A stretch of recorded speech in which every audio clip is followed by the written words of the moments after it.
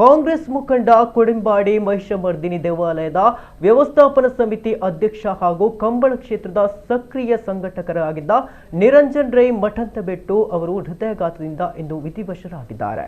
ಕೆಲಸದ ನಿಮಿತ್ತ ತಾಲೂಕು ಕಚೇರಿಗೆ ಬಂದಿದ್ದ ವೇಳೆ ಅವರು ಏಕಾಏಕಿ ಅಸ್ವಸ್ಥಗೊಂಡಿದ್ರು. ಈ ವೇಳೆ ಅವರನ್ನ ಆಸ್ಪತ್ರೆಗೆ ದಾಖಲಿಸಿದರೂ ಪ್ರಯೋಜನವಾಗಲಿಲ್ಲ. ಉಪ್ಪಿನಂಗಡಿಯ ಮಠಂತಬೆಟ್ಟು ನಿವಾಸಿಯಾದ ಅವರು ಪುತ್ತೂರು ಕೋಟಿ ಚೆನ್ನಯ ಸಮಿತಿಯಲ್ಲಿಯೂ ತಮ್ಮನ್ನ ತಾವು ಸಕ್ರಿಯವಾಗಿ ತೊಡಗಿಸಿಕೊಂಡಿದ್ದರು.